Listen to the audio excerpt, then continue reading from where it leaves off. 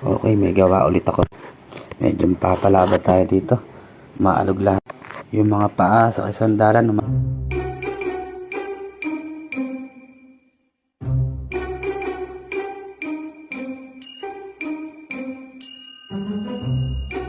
At ito pa nga ang problema. Gusto nilang gumawa kayo ng paraan. Pwede po ba yon? Madali lang para sa akin nagawa niya ng solusyon. Buti na lang, nakilala ko si Master Pogi at nakahanap tayo ng kahoy na mailalagay sa mga dulo niyan.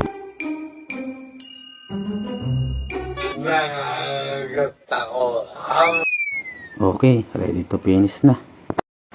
Ayan, hindi ko na ipakita yung pagkukulay dyan sa yung pagtatakip ng mga minasilyahan. Nakulayan ko na ng pantay-pantay eh. Kaya tatap coat ko na yan mamaya, papatuyo lang tayo.